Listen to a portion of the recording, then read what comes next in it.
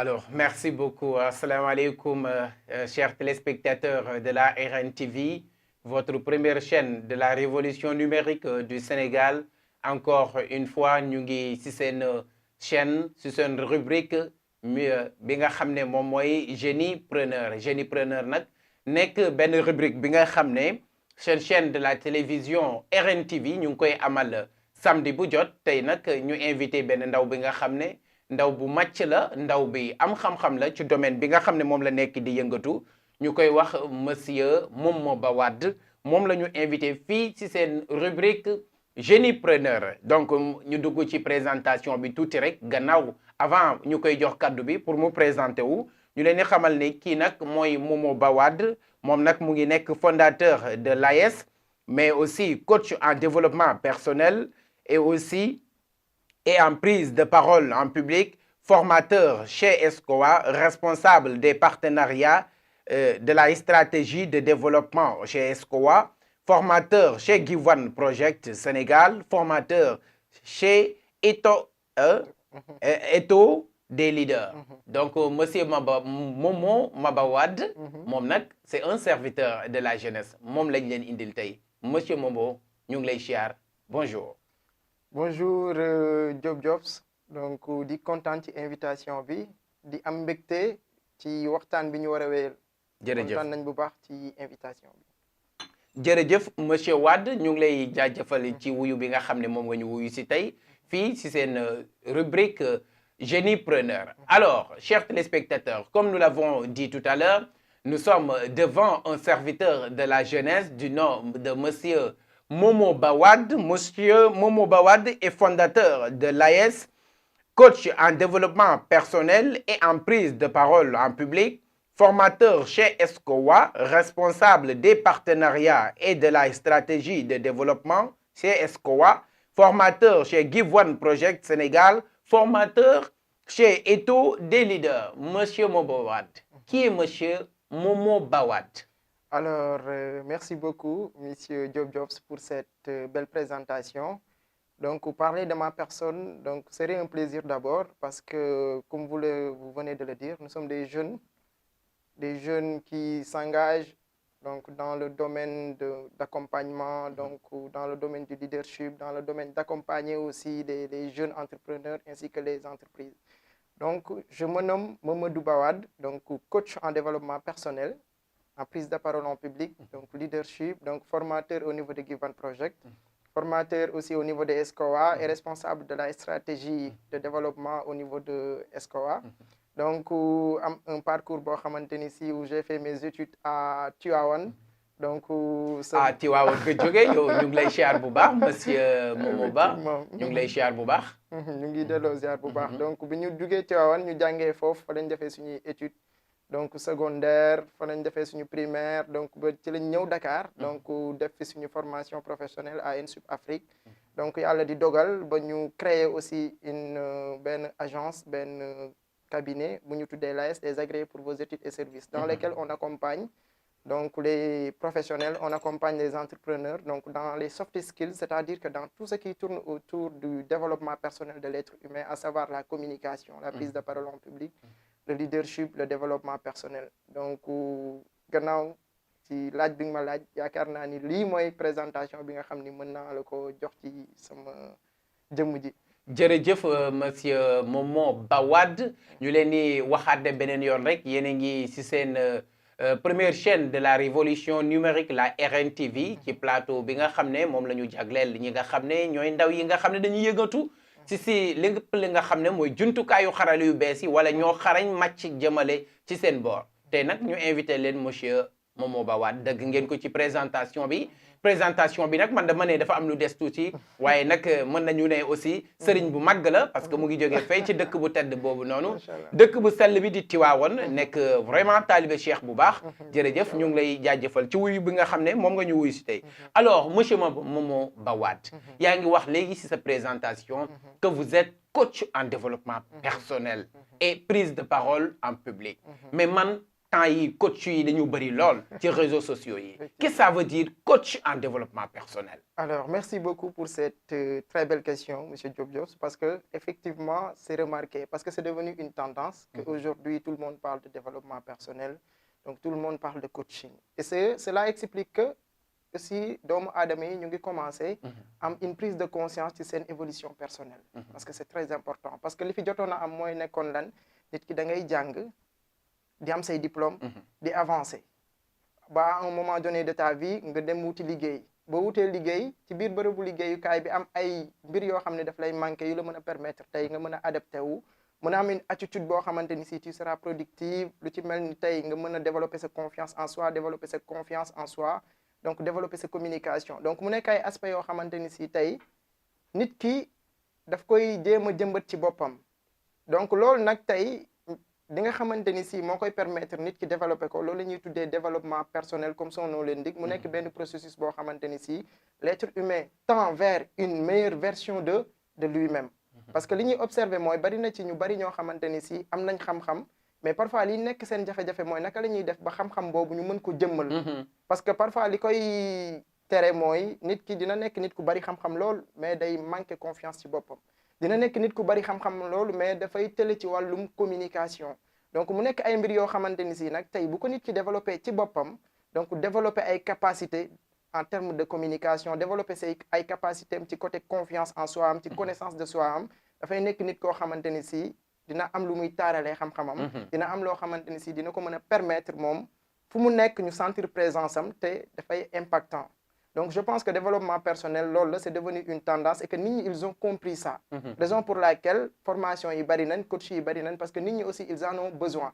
mais li may wax rek mooy nit ki boo koy accompagner ko de telle sorte que mu mën a am ay résultats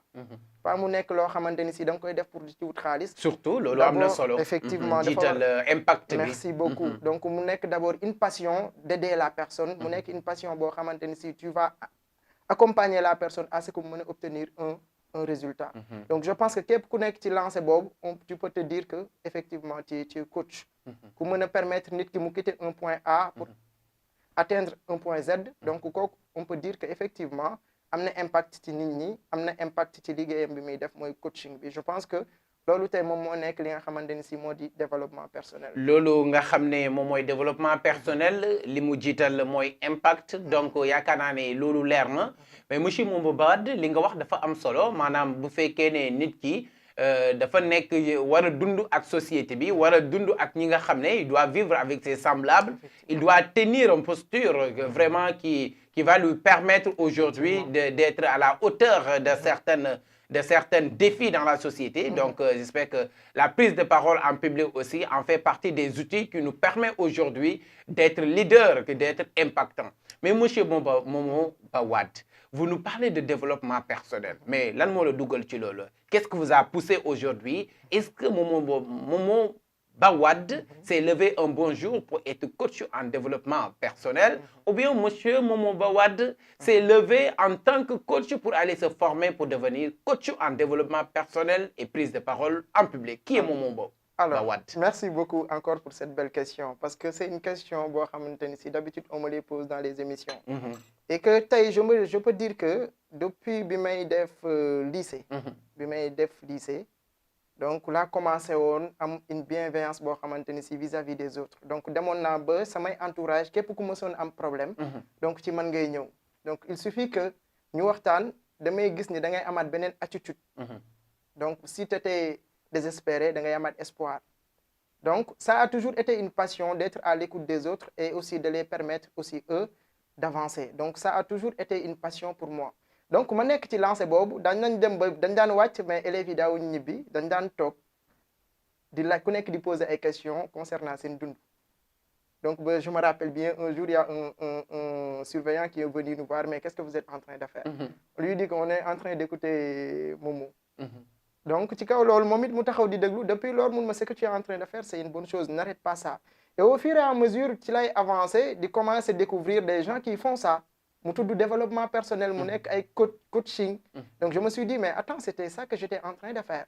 mais je ne me suis pas limité à ça je me suis formé aussi donc je me suis allé former pour effectivement me perfectionner dans ce domaine Donc, j'ai été mentoré aussi par un papa qui est un grand coach en développement personnel, donc qui m'a accompagné, qui m'a donné des méthodes, qui m'a donné des stratégies, qui m'a donné beaucoup de choses dans ce domaine. Bien que je peux dire que c'est ça que j'utilise dans mes formations, c'est ça que j'utilise dans mes séminaires pour permettre aussi aux gens de se retrouver, de donner un sens à leur vie. Donc, je pense que lii mooy li nga xamante ni si tey dugal nañu ci développement personnel parce que ça a toujours été une passion pour nous d'aider les autres à avancer. Ça a toujours été une passion pour nous d'être à l'écoute de l'autre, d'être bienveillant à l'autre. Donc, c'est loolu mooy li nga xamante ni si tey moo ñu dugal ci li nga xamante ni si mooy di développement personnel. loolu mooy li nga xam ne moom moo la dugal ci li nga xam ne mooy développement personnel loolu lu am solo la parce que bu ñu waxee développement personnel aussi mooy jàppale nit ki mu mën a yegg ci benn stade comme ni nga ko waxee jëlee ko point A yóbbu ko ba point Z loolu lu am solo la mais yéen nan ngeen di defee liggéey bi maanaam da ngay def nit ki da ngay gis nit ki da ngay xaar nit ki nekk ci situation nga ñëw aider ko wala da ngay ni dem ci ay établissement di ko inculquer des étudiants wala yéen da ngeen ni yor seen cabinet toog ku bëgg a ñëw ngeen former ko wala naka lay demee ma bëgg a xam. Alors d'habitude comme ni ma la waxee au début d'abord c'était une passion moom moo ñu ci jiitaloon donc au début c'est qu'on a commencé parce que nous sommes tous des serviteurs d'abord li ñu doon njëkk di def c'était d'aller vers les étudiants vers des personnes yi nga xamante ni si tey ils en avaient besoin donc on a organisé beaucoup de formations et on a accompagné plus de 1000 jeunes donc dans ce domaine-là donc on a toujours organisé des masterclass gratuites pour permettre aux gens de venir se retrouver et dans nos masterclass il y a beaucoup de personnes yoo xamante ni si tey ñu ci bari développé nañ ci ñu ci bari ñuy créé nañ ci seen entreprise c'est à travers aujourd'hui ces formations-là qu'ils ont eu cette opportunité bi ci des mooy nekk na loo xamante ni si aussi donc xaaruñu nit ki aussi di ñëw parce que d'habitude on fait des vidéos on les partage donc on partage donc des méthodes des stratégies qui permettent aussi à la personne de se retrouver de développer sa confiance de trouver un objectif de vie beneen bi ci des aussi am na ñeneen ñu lay fekk si ñi nga xamante ni si dañuy ñëw ni la dama am problème bi donc dama am timidité ñi ni la je manque de confiance en moi ñi ni la bëgg na réaliser lii mais amuñu lii donc sur la base de ça dañuy def ay entretien donc déglu nit ki aussi moom mu wax ñu lan mooy ay problème am donc et sur la base de ces problèmes on va établir des stratégies yoo xamante ni si dina ko mën a permettre moom bu ci tegoo avec des routines avec benn plan boo xamante ni si moom lay suivre ñu ko ciy accompagner au fur et à mesure qu'il avance dafay gis ci moom un changement de telle sorte que li mu bëgg a réaliser dina ko mën a réaliser donc c'est comme ça qu'on procède donc et on accompagne beaucoup de personnes dans ce domaine-là et on obtient des résultats machallah. On obtient des résultats, ça c'est évident parce que vous êtes un coach avéré, vous êtes un coach vraiment que moi j'en sais quelque chose déjà de vos compétences et de l'expérience et de l'expertise que vous avez vraiment monsieur Momo Bawad. Monsieur Momo Bawad, xam nga ne ndaw nekk Sénégal nekk Afrique di yaxantu di entreprendre yombul c'est pas facile d'entreprendre au Sénégal surtout nga nekk ndaw ubbi sa cabinet bopp nekk di ci liggéey. yan bés ñoom ñoo la gën a marqué ci ba nga commencé liggéey ak tey yan bés yan moment nga toog nga ne man dinaa bàyyi kat parce que lii doxatul. effectivement am na loo xam ni daanaka li mu koy nettali sax bariwul te ñi ko xam bariwul donc loué nañ je me rappelle bien xam nga rek booy soog a commencé. da nga naan il faut que ma am bureau. il faut que ma nekk fenn foo xam ni dina ma crédibiliser on a loué un bureau. donc je me rappelle mu ngi tombeek sax ñuy dugg ci mois de Ramadan. donc dans un mois on a commencé ngay xëy suba ba ngoon tu vois personne tu proposes des offres personne ne prend da ngay wàcc parfois sax fukki dërëm du nekk say poche je me rappelle bien parfois dama daan wàcc balaa maa yegg kër ga sax falaa damay ndogoo ci yoon bi soog a yegg ci kër ga donc j'ai répété ça pendant un mois yoo xamante ni si da ngay xëy sans rien. donc ma jàng ci lu bari mu nekk benn moment boo xam ni ça m'a beaucoup marqué dans ma vie parce que ça m'a permis de comprendre d'abord que la réussite c'est la générosité dans l'effort d'abord. il ne faudra pas se dire que non damay xëy tey lépp sotti tey. donc nekk na ay moment yoo xamante ni si bari na lu mu yee ci man jàngal na ma ni boo jàppee waroo bàyyi. jàngal na ma ni nit boo jiwee balaa moo sax il faut que nga arroser il faut que nga patient. donc et aussi. jàngal na ma lu bari que ni chaque étape aussi ci dundu doomu aadama dafa am loo xamante ni si daf ko ci soxla y a un moment boo xamante ni si tu as besoin d'abord de compétences et d'assises am moment boo xamante ni si loolu noonu il faut que nga nourrir ko pour mu mën la jëriñ ëllëg donc ñu nekk ci loolu ba à un moment donné ba 1 mois je me rappelle ma toog benn journée vu que maa ngi jox ay offres yoo xamante ni si donc c'est payant léegi est-ce que du ma ko def gratuitement ma xool mais quand j'ai lancé y a beaucoup de personnes yu intéressé wu ma ni mooy ba nga defee gratuit. ba ma defee gratuit ñu bari woote ma ni c'est ça en fait donc mu nekkoon aussi moment bu ma marqué ci sama dund mu nekk moment bu ma marqué ci sama cursus donc ma jàng ci lu bari toog naa moment boo xam ne wéetoon naa ci biir toogoon naa ci moment boo xamante ni si c'était difficile mais on a toujours cru en ça et aujourd'hui alhamdulillah donc les gens viennent et jàng naa ci moment boobu lu bëree bari. jàng nga ci moment boobu lu bari mais foofu man dama ciy am benn question. parce que bëri na ndaw yi nga xam ne tey bëgg nañu mel ni yow. wala bëgg nañu entreprendre dans le domaine du développement personnel et de la prise de parole en public. maanaam lan nga leen di conseiller d'abord parce que aussi on dit souvent que parler c'est mieux mais savoir parler c'est encore mieux. Et la parole gouverne le monde. Est-ce que mën a ubbi gémmiñ rek wax sànni ay wax rek loolu mooy développement personnel wala am charisme est-ce que loolu mooy développement personnel. dafa am benn citation bu Emerson doon wax mu ni ce que vous êtes et ce que vous faites parle plus fort que je n'entends même pas ce que vous dites donc mu nekk. nga tekki ko ci wolof maanaam nga tekki ko ci wolof mooy nit ki. li nga doon ak li ngay jëfee moom la nit ñi di gën a dégg sax que li ngay wax. maanaam mooy wolof li muy wax li ngay jaay moo lay jaay. donc mu nekk loo xamante ne si nit ki coaching balaa nga mën a impacter nit ki. il faut que yow tout d'abord que li ngay wax nit ki nga wax ko sa bopp ba pare. il faut que d'abord nit ki ci situation bu difficile bi mu nekk yow nga fexetee teg sa bopp à un moment donné ba am la force pour mën ci quitter. dans ce cas nit ki ngay accompagner facilement tu pourras l'impacter parce que di nga am benn empathie. boo xamante ne si di nga xam kii li muy dund ak ban approche lay utiliser pour mën ko effectivement accompagner. Donc c'est très important que c'est pas facile d'être un coach parce que d'abord il faudra du vécu. Il faudra que situation yi nit ñi di jànkonteel nga am une force et une énergie boo xamante ne si dina la mën a permettre yow donc nga mën a accompagner nit ki donc c'est un travail d'abord bi coach bi di def ci moom ci boppam ba pare. balaa ngaa génn. soit rassurer que ni yow li ngay wax nit ñi yaa ngi koy jaayanteeg sa bopp ba mu nekk ci yow d'abord sinon le message ne va pas passer parce que mën nga ni nit ki amal confiance en soi mën nga ni nit ki soit résilient mën nga ni nit ki soit courageux mais est-ce que yow le coach. tu as déjà développé. loolu mooy problème bi. mooy problème bi. parce que ce ne sont pas que des mots yi nga xamante ni si moom ngay véhiculer nit ki mais c'est une dimension que tu lui transmets c'est-à-dire que nit ki bu ñëwee ci yow. day sentir que ni effectivement il y a cette force là que je suis en train de chercher chez le coach donc mu nekk un travail d'abord en amont boo xam ni dans les coulisses yow le coach tu dois travailler sur toi tu dois travailler effectivement sur ta dimension de telle sorte que tu auras la force tu auras une dimension de pouvoir effectivement guider les gens et de les accompagner. Donc c'est bien de parler mais aussi avant de parler il faudra se rassurer que effectivement li may wax nit ki développer na dimension boobu de telle sorte que impact bi day nekk lu naturel. Donc je pense que c'est ça.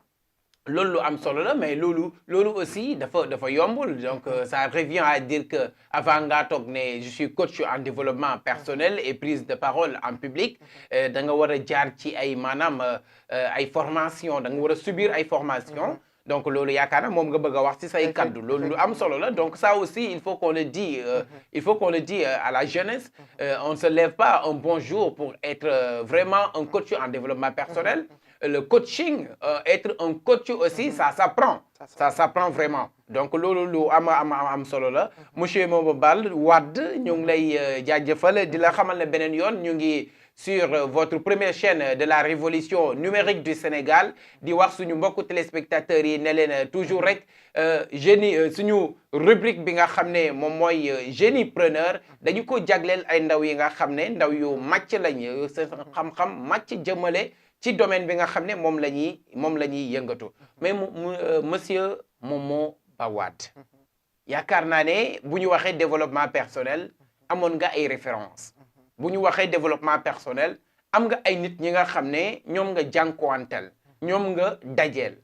boo ñu ci mënoon citeel kenn wala ñaar kan mooy leader bi nga xam ne tey impacté na la ci wàllu impacté na la ci domaine u impact ba tey ñu mën a dëgg Momo Ba Wade fu nekk. Effectivement donc am na ñaari personnes yoo xamante ni si donc ils m'ont impacté donc ki ci njëkk. ki nga xamante ni si donc moom mooy monsieur Alioune Sarr. à INSUP Afrique. donc il m'a beaucoup aidé dans ma vie il m'a beaucoup encadré. donc tey bari na ay compétences yu bari tey lu ci mel ni ci développement personnel bi ci prise de parole en public bi donc dimbali na ma ci. beneen bi ci des aussi y a le leader Thione Niang. le papa leader. voilà le papa leader donc il nous a beaucoup inspiré aussi parce que je me rappelle bi may def 3e là commencé woon di suivre ay vidéo am naan kii de yàgg je vais devenir comme lui. donc c'est ça qu'on en fait c'est ça qu'on dise en fait que l'impact c'est quelque chose de naturel. Il suffit que l'être humain se développe automatiquement dafay am benn impact bu naturel ci ñi nga xamante ni si donc ñoo nekk autour de lui-même. donc muy Thierno Alioune Sarr boobu muy aussi Thione Niang donc bi nga xamante ni si aussi on a voulu toujours être comme lui. donc doon nekk ci paam ba yàlla def ñu daje. donc doon nekk ci liggéey bi nga xamante ni si moom la doon wéyal donc bokk na ci ñi nga xamante ni si vraiment aussi ils m'ont impacté. ils vous ont impacté loolu lu am solo la. donc ñuy xamal ndaw yi ne leen Thione Niang c'est le fondateur du mouvement Jëf ak Thione Niang mais aussi c'est le fondateur de Give One Project au niveau international. donc monsieur Momo Wade jërëjëf ñu ngi lay jaajëfal beneen yoon bu baax ñu xaarandi rek tuuti suñu deuxième partie bi ci émission bi jërëjëf. ok merci beaucoup.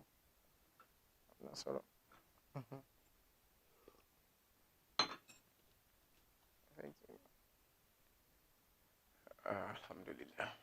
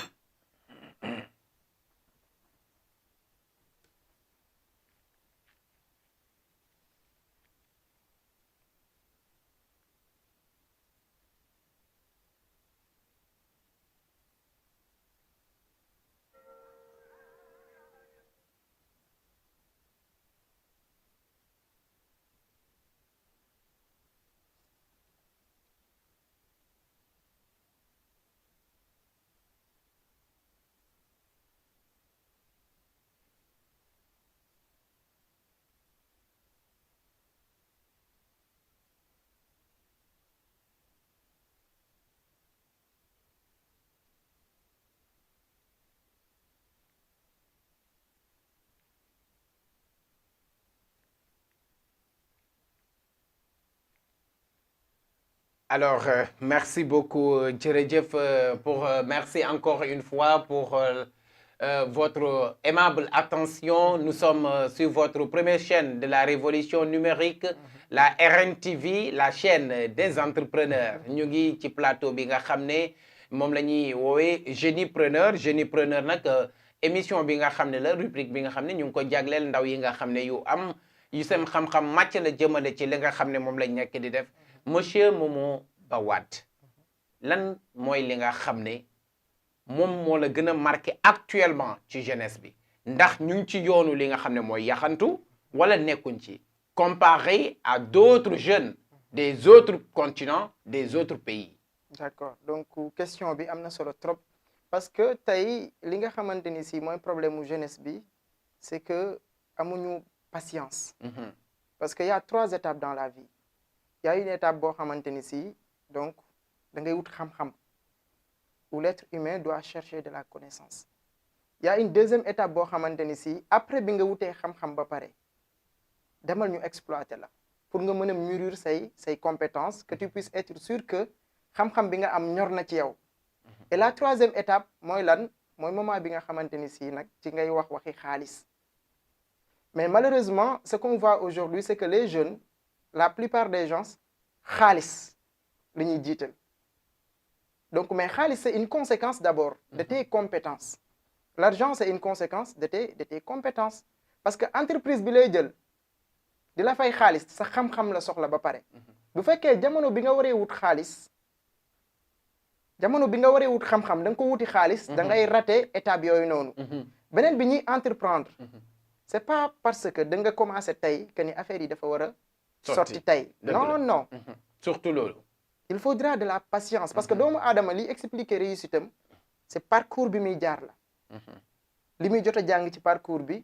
donc durant ni muy évoluer obstacle yi muy jànkonteel jafe-jafe yi muy gis nga loolu noonu di dajaloo c'est ça qui fait la réussite d'une personne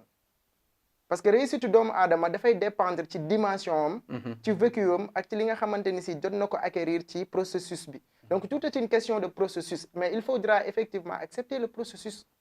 d'abord avant que ngay waxi xaalis donc 3 étapes yooyu mooy étape bi nga xamante ni si jeune bu ko respecté tu iras loin jeune bu ko respecté wul nag ci frustration ngay dëkk et parfois loolu mooy indi yenn décision yi beneen affaire bi aussi mooy pression bi mooy pression sociale bi pression sociale bi aussi benn facteur la parce que da ngay nekk ci famille certes am na situation bu fa am mais yàlla moo ko créé mais teg nga ci sa bët leer na leen c'est toi qui dois changer ça c'est toi qui mais c'est pas dans l'immédiat c'est pas dans l'immédiat que tu pourras changer ça il te faudra du temps d'abord il faudra que nga dal d'abord pour mën a xam yoon bi ngay jël parce que bu dal amul ci diggante boobu parce que da ngay nekk jeune toll à un moment donné de ta vie tu as besoin de sérénité d'abord de stabilité pour mën a xam direction bi ngay jël mën a jël des décisions réfléchies boo nekkee nag ci moment boobu te comprendre loolu amoo ku la dimbali da ngay bëgg a faj léegi-léegi dëgg la léegi boo bëggee faj léegi-léegi mooy indi yenn décisions yi soit di nga dugg ci la warta dugg wala soit nga jël gaal gi wala soit nga sàcc wala nga def loo xamante ni si waroo ko woon def loolu dafa am solo foofu dinañ fa taxaw tuuti sax parce que la majeure partie de la jeunesse actuellement moi je juge vraiment que loolu mooy seen défaut c'est-à-dire am nañu une certaine pression à la maison ou bien dans leur entourage et ils veulent coûte que coûte solutionner, amener des solutions à cela. C'est ce qui les pousse souvent à prendre de très mauvaises vraiment décisions. Alors, loolu lan mooy solution bi ci loolu yow en tant que coach en développement personnel. Donc li solution bi mooy il faudra apprendre à être réaliste. C'est-à-dire que am na situation bu am. Certes, c'est un fait qui est là. C'est Dieu qui l'a créé, mais il faudra du temps. D'abord tout se crée dans le temps mënoo tey jëmmat léegi nii da nga bëgg a récolter fruit léegi la nature ne fonctionne pas comme ça donc yow jeune bi jëlal sa temps certes gis nga ni situation bi metti na ci kër gi man maa ko war a faj mais ni nga koy fajee nag dafa am luy jiitu nan nga ko bëgg a fajee mooy li ci njëkk mooy utal xam-xam bu la mën a permettre tey nga mën a am revenu bu lay permettre nga faj soxla bu foofu dama la fay dugalal benn ndaw dafa mos a ñëw ci Mawlana Cheikh Ibrahim Niass Baye ne ko man dama dëgg ne góor gu yëwén nga dama dëgg ne sëriñ bu yëwén nga man dama bëggoon nga may ma am nga ñaanal ma am léegi Mawlana Cheikh Ibrahim daal di ko ne ndax mën nga bind mu ne ko waaw mën naa bind mu ne ko kaay mu ne ko mu ñëw mu ne ko bindal xam-xam mu bind xam-xam mu ne ko génneel xëbi nga dugal fa am mu dugal foofu génnee xëbi dëggal fa am mu ne ko liiral mu ne ko am mu ne ko xam-xam mu ne boo bëggee am da ngay am xam-xam boo amee xam-xam da nga am donc te loolu lu mat a bàyyi xel la loolu la aussi suñu sëriñ bu màgg boobu noonu jóge ci nekk ci dëkk bu tedd ba nga xam ne fa nga jóge muy maam Abdou Aziz Dabakh ni ne boo bëggee dara ca daraja da ngay def dara ca daraja nga mën a am daraja ca daraja ëllëg daraja mën a doon sa dara donc loolu yaakaar naa lu mat a bàyyi xel la fàttali ndaw yi tamit effectivement lu mat a bàyyi xel la xam ni quand tu es jeune tu as l'avenir devant toi donc il ne faudra pas se précipiter parce que adduna étape par étape la donc boo amul tranquillité ak sérénité boobu noonu tey da ngay fausser sa yoon parce que décision yi ngay jël yëpp da nga koy jël dans la pression da nga koy jël sans réfléchir donc après moom moo jur ay conséquences yoo xamante ni si yu mën a ñàkk la tey booy xool ñi dee ci géej gi ce sont des jeunes diplômés ah ñi am nañ ay master parfois da ngay gis ko am licence surtout loolu donc kooku il avait l'avenir devant toi et yow kese perto sa famille aussi dañuy perte tu voulais régler un problème et tu as créé d'autres problèmes say famille ñàkk nañ yow aussi ñàkk nga donc y a pas à se précipiter xaalis c'est une conséquence xoolal xam-xam boo xamante ni si mën na la may xaalis concentré wul ci xam-xam boobu ba maîtriser ko boo ko maîtriser l'argent sera une conséquence naturellement mais bu loolu amulee rek bu dal amulee rek musiba dafay daal di am te bu boobaa dootoo faj dootoo faj gàcce. dootoo faj gàcce mais problème ngay indi. loolu mat a bàyyi xel la alors ci biir question yi ñu ngi gis Alassane Mbaye mu ngi lay nuyu bu baax. Alassane Mbaye Alou ca Rufisque di ndaw bi nga xam ne moom aussi mu ngi def liggéey bu mucc ayib fee nga xam ne moom mooy ci diwaanu Rufisque. bu ñu waxee Alassane Mbaye nag du ñu fàtte doomu ndeyam boobu noonu nga xam ne moom mooy Alassane moom mooy ki nga xam ne moom mooy Cheikh Gueye Lahi moom aussi mu ngi def lu mu am solo foofu noonu ci diwaanu Tëngéej ci diwaanu Rufisque monsieur Momo Ba Wade nan la ñuy xamee ne ndaw bi kat am na développement personnel. alors ni ñuy xamee ni critères yi caractéristiques yi. d'accord gis nga boo xoolee nit tey mu am benn attitude bu différente ak ñeneen ñi ci des maanaam moo ngi xool jamono ju ne nan lay def ba créer dara. moo ngi def jamono ju ne nan lay def ba jéem a màgg. moo ngi def jamono ji ne naka lay def ba mën a am xam-xam. donc da ngay mën a gis ni ndaw bi il tend vers effectivement un développement personnel dans nos formations da ngay gis parfois un jeune étudiant qui te dit que formation fu mu am rek woo ma. et que da nga leen di suivre. ngay gis ni ñoo ngi ci association yi ñoo ngi ci mouvement yi ñoo ngi jël ay initiative ñoo ngi def lu bari da ngay gis ni ñii ils tiennent à leur évolution personnelle. parce que comprendre nañ ni pour ñu mën a impacter il faudra que ñu am certaines compétences. te loolu moom mooy base du développement personnel mooy nga questionner wu par rapport à tes manquements ngay questionner wu par rapport ay si say faiblesses yi nga xamante ni si moom nga war a développer pour mën a devenir une meilleure version de toi nit koo gis rek mu nekk ci lancé boobu jàppal ni nit ki il tend vers effectivement un développement personnel. donc je pense que lii mooy li nga xamante ni si nit ki boo ko gisee ci moom jàppal ni. mu ngi ci yoonu am développement personnel mais damay faral di gis ndaw yu bëri yi nga xam ne mooy ndaw yi may woowee les jeunes qui sont sous les projecteurs nga xam ne li ñuy wone en réalité bu ñu toogee ci écran yi ak li ñuy dund dans la réalité sur le terrain du benn est-ce que loolu mën nañ ko woowee développement personnel ndaw yi nga xam ne maanaam mën nañu tudd moo bi dañuy tricher. effectivement non tricherie moom du la yeggale fenn. parce que développement personnel li ci njëkk mooy li ñu lay njëkk a jàngal il faudra être honnête avec soi-même d'abord parce que le premier pas vers la guérison c'est d'accepter d'abord que tu es malade tey nit ki si tu traînes des faiblesses si tu traînes des lacunes et des carences si boo ko reconnaîtrewul tu peux pas avancer parce que loolu mooy li nga xamante ni si moom moo lay teree avancer mën nga nax ñëpp nag mais mënoo nax sa bopp et que développement personnel li mu lay njëkk a jàngal mooy nga def ce qu'on appelle une introspection mën a xam ce qui te manque réellement nga xam ni lii laa war a développer ci man mooy domaine yi nga xamante ni si moo tax fi ma bëgg a yegg mënu fa yegg naka laay def ba effectivement améliorer ko. beneen bi nga xam lan mooy say point fort lan mooy say qualité nga mën ko valoriser nga am ci une prise de conscience pour mën ko mettre au service de ta communauté et à ton service. donc je pense que lii mooy li nga xamante ni si tey mooy taxawaay bi nga xamante ni si jeunes yi nekk ci toile bi war nañ ko am ba pare. donc te loolu bu xasee am da ngay impacter naturellement. surtout parce que développement personnel bu xasee nekk ci yow képp koy waxtaanal da nga koy impacter naturellement. parce que sa dimension moom moo yegg foofu mais bu fekkee nag ñorul li nga ciy xaar doo ko ci am donc je pense que mooy li nga xamante ni si moom la nit ñi war a comprendre que. surtout jeunesse bi oui. comprendre que effectivement d'abord il faudra se concentrer sur soi.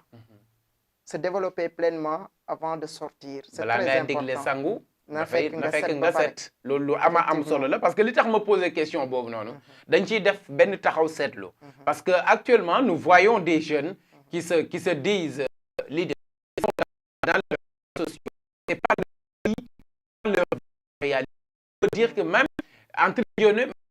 ils empruntent la vie d'autrui pour vraiment pouvoir avoir de la notoriété ou bien avoir ce qu'on appelle cette buzz et que loolu yaakaar naa ne nekkul li nga xam ne mooy attitude li nga xam ne mooy un leader. parce que quand on parle d'un leader mooy ki nga xam ne am na développement personnel. ki nga xam ne pare na pour impacter ñeneen. impacter na boppam d'abord. waaye pare aussi pour impacter ñeneen. donc loolu bu ñu koy wax rek dañuy wax pour ndaw yi delloo si waat seen xel. xam ne yoonu ndaw du gaaw. ndox moo gis malaa moo wal yi dafay bëx-bëxi. c'est-à-dire toq moo gën yu reet. donc te ndaw yi nag jamono gi damay faral di wax saa su ne samay prise de parole ne dañuy faral di accélérer suñu dund. de telle sorte que dañuy abbu dundu jàmbur pour dund ko et après nag ëllëg suñu dund far ñoo rëcc. waaw suñu dund daf ñuy faral rëcc doo mel ni ki nga bëgg a mel. ba pare doo mel ni yow ni nga bëggoon a bëgg noonu mel li koy waral nag mooy la tricherie te loolu lu ñu war a bannir la jeunesse dañu war a xam ne boo bëggee nekk lenn da nga ko war a cultiver boo bëggee nekk kenn da nga ko war a cultiver te nag kenn terewul kenn am leader parce que jàpp nañu ne pour nga impacter pour nga yegg fenn fi foog nga am ku la jàpp ci loxo ne la kaaju dem di leen ne lii moo baax di leen ne fii nga war a dem ci lii bàyyi lii baaxul kooku mooy sa leader waaye bëgg par la force que ne yow da nga yegg ci benn stade bi di jël copier li nga xam ne moo nekk surtout sur réseaux sociaux yi actuellement di ko cumuler ak sa dund day dem ba impacter la négativement nga xam ne doo da ngay sa dund yow sa dundin daf lay mujj a rëcc donc loolu ma bëgg nag nga wax ak ndaw yi ci benn affaire mooy lan que ne ndaw dafa war a passion ndaw dafa war a am amour waaye ndaw dafa war a am persévérance en tant que coach en développement personnel 3 termes yooyu noonu lan lay signifier ci développement personnel alors dafa nekk ay termes yoo xamante ni si ay qualité intrinsèque la yoo xamante ni si képp ku réussir loolu nga développé ci sa bopp résilience persévérance ak patience donc parce que tout se crée dans le temps mënoo jëmbat tey bëgg mu sotti tey donc en développement personnel da ngay dem ba ci biir tu comprends que lépp loo bëgg dafay laaj benn moment boo koy développer dëgg la et à chaque fois da ngay def ce qu'on appelle une auto-évaluation est-ce que fi ma nekkoon jóge naa fi et loolu noonu ça se fait dans le temps parce que l'être humain du métal du bant donc bant mën nga ñëw damm wala métal mën nga def nii mu jub mais l'être humain dafay évoluer dans le temps et que bari na ay qualités yu bari yoo xamante ni si da ngay bëgg mu nekk ci yow ça se construit dans le temps avec une auto-évaluation fi ma nekkoon est-ce que jóge naa fi donc c'est très important beneen bi ci des mooy patience bi moom li may expliquer léegi tout se construit dans le temps il faudra que loolu mu nekk une prise de conscience boo xam ne ku ci nekk daf koy doxee xam ne fi ma bëgg a yegg il me faudra du temps il faudra que mu nourrir ko pour loolu mag persévérance bi mooy lan à chaque fois il faut apprendre à se motiver parce que y a 2 types de motivation mooy yan il y a la motivation intrinsèque et il y a la motivation extrinsèque motivation bi nga xamante ni si mooy jóge ci yow ci jamono bi ngay sonn jamono bi nga xamante ni si yow dem nga ba nekk à bout de l'effort foofu mooy maanaam ndaw bi nga xam ne peut-être nga nekk ci àll ba ci dëkk bi ñuy wax Fongolemi wala Kër Mbaara Thiam Kër Njoogu Jeng nga jékki-jékki di gis sa yaay di sonn ci taw bi di togg reer di def gori matt ci biir taw bi nga am benn motivation bi nga xam ne nga ne man bu ma màggee dinaa saafara lii léegi nag loolu motivation extrinsèque la parce que looy gis la ci biti mu lay metti pour mën la pousser à ce que nga avancer beneen bi nag mooy bi ngay nekk ci ay jafe-jafe mu leer na li yow rek yaa ci mën a génne sa bopp parce que am na loo xamante ni si effectivement yaa ko war a réaliser mooy maanaam comme njàngaan bi comme étudiant bi nga xam ne dafa dem kër jaamu di njàngaani ñu koy toroxal duñ ko jox añ duñ ko jox reer di ko gënale ak seeni morom donc kooku il faudra mu am benn force mentale yow ko am xam-xam nga am benn force intérieure macha allah donc pour mën a effectivement génne ci boppam ni man maa ciy génne parce que bu boobaa li ngay wax sa bopp dafay nekk lu important parce que dans ces moments-là li ciy ëpp solo mooy ce que tu te dis pas ce que les autres te disent mais ce que tu te dis quand tu seras seul kon dafay baax parfois ndaw bi taxaw waxtaan ak boppam waxtaaj ak boppam waaye waxtaan tamit ak boppam ñaaxaat boppam que ni lii ma nekk man maa ci mën a génne sama bopp il faut que je me donne les moyens je vais pas lâcher donc loolu la ñuy tuddee une motivation intrinsèque donc loolu dina la dimbali nga mën a persévérer donc ci moment yooyu moom mooy li nga xamante ni si dina la ci génne ba boo naree bàyyi li ngay waxaat sa bopp am na loo xam ni su ma ko xalaatee wala ma wax ko sama bopp dinaa amaat force pour avancer beneen bi autour de nous on a pas mal de motivation il y a la famille il y a les situations surtout, dans la famille surtout yooyu noonu ça peut nous servir de motivation de source de motivation je pense bien que Thione c'est ça qui a été sa source de motivation ba mu mën a persévérer ba yegg si tey fi mu yegg daan na yeewu ci kër goo xamante ni si daawuñu dañ nañ toog 4 jours yoo xam ni cin du fa tàkk mu ni man maa koy faj donc bu yemoon ci loolu rek ni man maa koy faj du ci génn mais il a persévéré metti na muy jaayante ba tey yegg si fi mu yegg si donc c'est ça l'attitude que doivent avoir effectivement les jeunes aujourd'hui ça c'est important la persévérance et aussi la discipline ça en fait partie. Il ne faudra pas se dire que non damay def tey bu ñëwulee ma bàyyi. C'est à force de répéter. am constance ci li ngay def moom mooy tax à ce que nga mën a yegg tey fi nga bëgg a yegg discipline c'est très important. C'est très important. Donc gannaaw boo amee patience am persévérance mais il faudra être discipliné c'est-à-dire que du ma def tey bàyyi suba.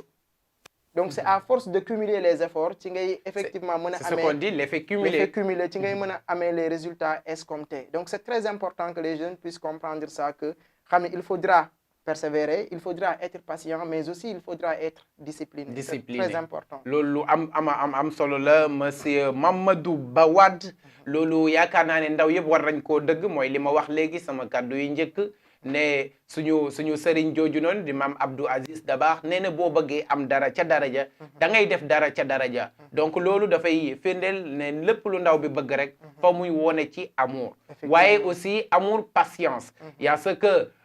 Serigne Touba Khadimul Rasoul Cheikh Ahmadou Bamba il disait quand on frappe à une porte par insistance on finira toujours par entrer loolu par cette porte donc loolu dafay cumuler ñaari termes yooyu noonu muy patience ak persévérance donc yaakaar naa ne aussi jot na aussi ñu jàngal ndaw yi qu'on met l'éducation de ces érudits l'éducation de ces savants l'éducation de nos parents dans vraiment dans le système éducatif loolu loo ci mën a wax. donc loolu dafa nekk lu am solo parce que ñoom ñëpp seen jaar-jaar wane na naka la nit mën a def ba génn ci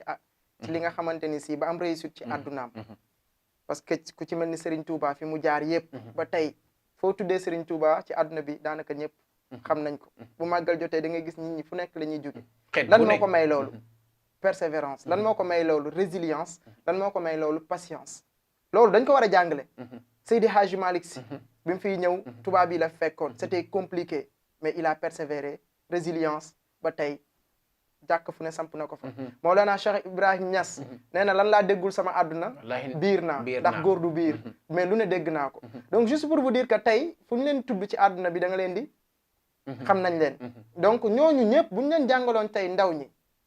dinañ xam ni effectivement lii mooy li fi nekk te nit ku bëgg a réussir ci sa àdduna il faudra que nga jaar fi ñi nga xamante ni si mooy mag ñi fi jaar mag ñi fi jot a jaar fi ñu jaar dafa am bés am benn ndaw bu ma seet si bi ma seetsee mu ni dafa am lu ko metti parce que seen waa kër jàppale wuñ ko juste pour wax la ci mag ñi que ni mën nañ ci orienter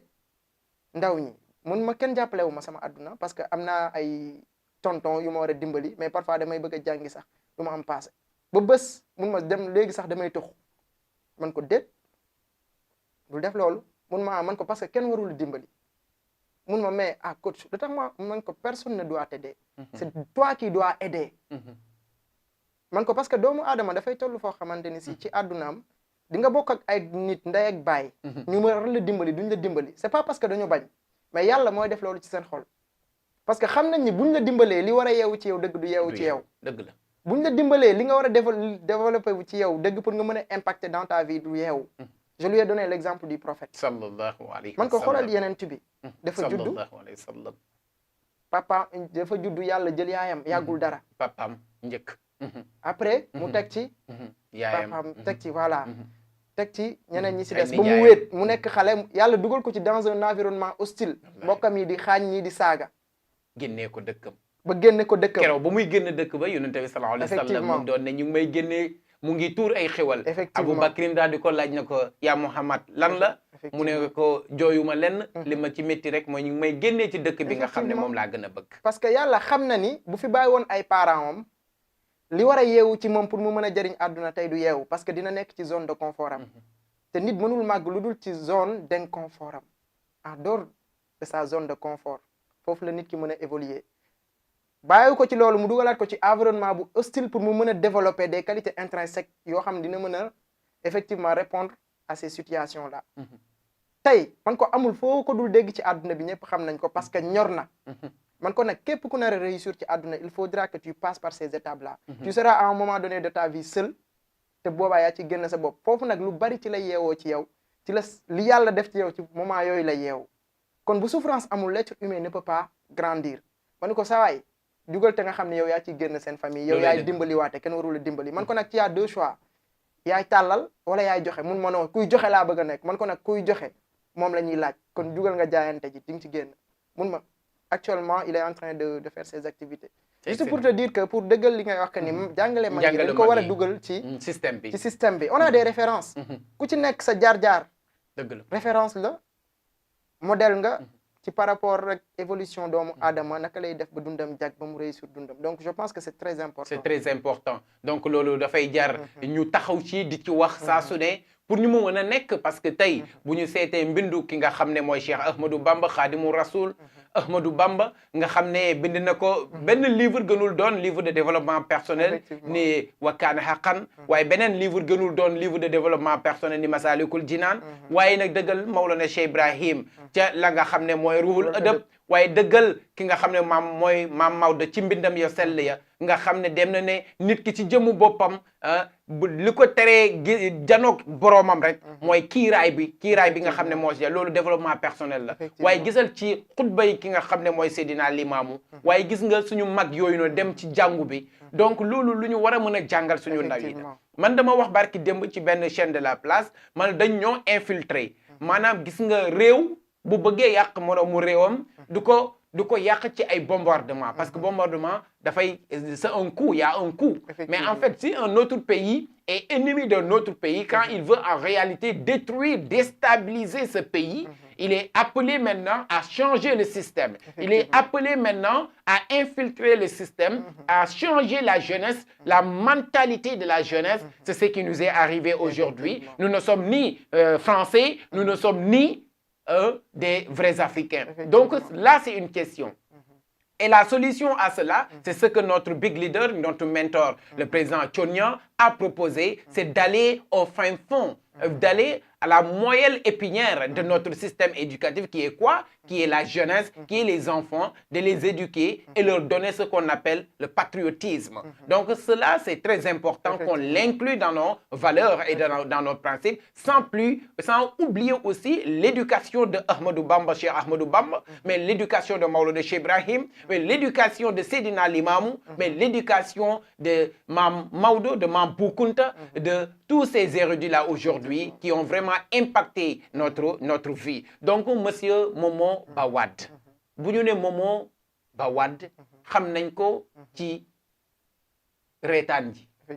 bu ñu ne monsieur Momo Bawad xam nañ ko sur le don de soi. Mais monsieur Momo Bawad fan yi ñu ngi lay gis ci benn école bu ñuy wax ESCOA, école supérieure de commerce et d'administration. ñu ngi ñuy woowee fu ne da ngeen di octroyer ay bourses loolu nu mu demee. alors donc loolu nekk na lu am solo loo xam ni donc bëggoon naa dugal ci waxtaan bi sax depuis. mais mu ngi soog a yegg si ci waxtoom. donc école la boo xamante ni si man maa ngi en partenariat ak ñoom. donc ci sama entreprise bi nga xam ne mooy l'AES. et au delà de ça maa ngi fii donc am benn poste boo xam ne man maa ko fi gérer comme tout ce qui est responsable chargé des partenariats et de la stratégie de développement de l'établissement. Donc on est en partenariat donc de offrir des bourses d'études pour jàppale ndaw ñi nga xamante ni si bëgg nañ jàng te amuñu les moyens. Donc ñu nekk ci loolu bourses yi sont ouvertes pour l'établissement. C'est une école de formation boo xamante ni si yaa na des filières de gestion. Donc yi mën a permettre tey ñi nga xamante ni si mooy étudiants yi ak nouveaux bacheliers yi bëgg a poursuivre seen étude professionnel ñu mën a ñëw intégrer école bi école bu baax la boo xamante ni si aussi donc li ñuy contribuer ak li nga xamante ni si moo nekk suñu objectif c'est rendre les étudiants opérationnels. Donc parce que même rentrée yi bu amee balaa ñoo dugg y a des séances de coaching qui se font pour préparer les étudiants gratuitement donc dans le domaine de la prise de parole en public, développement personnel, leadership, entrepreneuriat, donc marketing digital. Donc je pense que c'est parce qu'on a compris que ni yooyu mooy compétence yi nga xamante ni si ce sont les soft skills yi permettre nit ki mu mën a opérationnel mën a jariñoo xam-xamam mën a jariñ boppam. Donc je pense que école baa ngi noonu. donc di ci woo ñëpp ñi nga xamante ni si bëgg nañ jàng si ay bourses disponibles nañ donc dinañ leen defal une réduction de 50%. donc ça c'est une chose boo xamante ni si c'est une opportunité donc et c'est pour la jeunesse et c'est pour aussi les nouveaux bacheliers et les étudiants donc di leen woo pour ngeen ñëw ci école bi. C'est à vous, c'est pour les nouveaux bacheliers, c'est pour vous, la jeunesse. L'importance est d'impacter positivement. ESCOA, c'est le projet, c'est l'école de tout un jeune. ESCOA, c'est le cité de la connaissance, mais c'est le cité aussi c'est l'étudiant au lieu sain de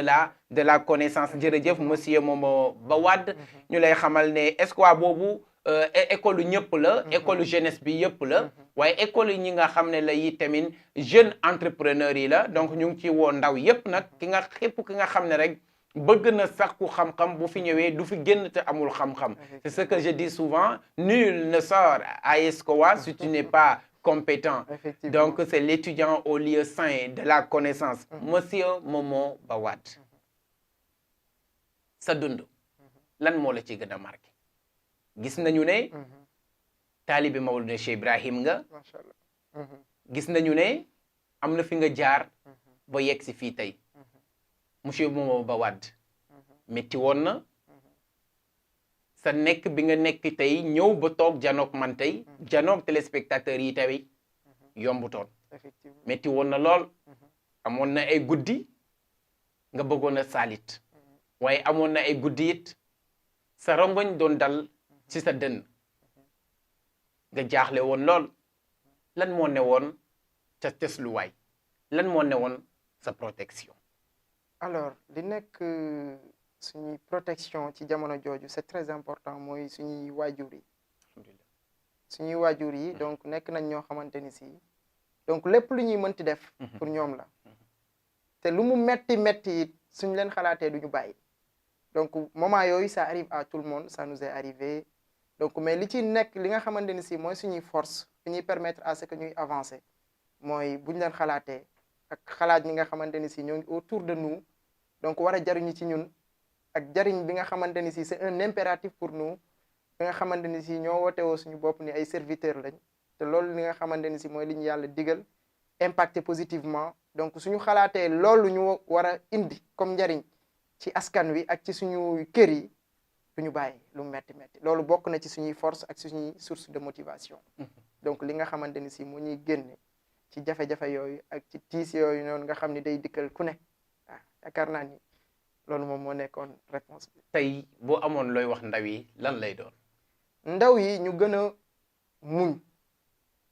ñu xam ni ces 3 étapes de la vie mënul ñàkk moment bi nga xam ni di nga jàng dina metti parce que doo gis xaalis doo gis dara xam-xam ngay gis ba pare ak moment bi nga xamante ni si donc il faut ñu exploiter la mënul ñàkk il faut nga dem mûrir say compétences ak 3e étape bi nga xamante ni si ci la sa xam-xam di jariñee donc 3 étapes yooyu maa ngi ci woo jeunes yëpp ñu am ci une prise de conscience que ni li war a njëkk ci man mooy d'abord ma wut lu ma jàngi xam-xam bu may jariñ te ci moment boobu naa concentré wu rek ci xam-xam bi beneen bi ci des mooy dinaa effectivement fexe ba xam-xam boobu mu leer ma ni am naa ko te bu ma demee ba xam ni am naa ko rek bu boobaa xam-xam bi dina ma jariñ donc la patience la persévérance la discipline donc lii mooy li nga xamante ni si jeune bu ko gànnaayoo sa dund dina jag te fi nga bëgg a yegg di nga fa yegg incha allah. incha allah monsieur Momo Bawad lan nga yaakaar ne bëggoon nga ma poser la ko comme question te posé wu ma la ko. daanaka yaakaar naa ni laaj nga ma lépp de waaw yaakaar naa ni daal li ñu waroon a waxtaanee yëpp. waxtaanee nañu ko waxtaanee nañ ko. ñu ngi lay jaajëfal. di jaajëfal suñu technicien yi nga xam ne tey. macha allah ñoom ñoo nekk ci image bi ak son bi di si jiital monsieur Ousmane Ba. di ci toftal ki nga xam ne mooy Saxbaan Diallo. waaye fàttewuñu ki nga xam ne monsieur Toumani Badiane Ahmed Ka. ñoom ñu ngi ñuy seetaan. ñu ngi lay safoo ñoo ngi nii ci live bi monsieur Ibrahima Ndiaye jërëjëf ñu ngi lay nuyu bu baax monsieur Alassane Mbaye Alou jërëjëf Koundoul ñu ngi lay ziar bu baax Marietou Wade jërëjëf mais am na aussi Abdoul Aziz jërëjëf nee na coach mu ngi lay safoo bu baax a baax a baax donc monsieur Momo Bawad mu ngi leen di béggee bu baax a baax a baax donc ñu lay jaajëfal beneen yoon ci sa teewaay ak sa disponibilité xamoon nañ ne sa journée tey je suis chargé na woon lool parce que da nga amoon benn master class su suba ba léegi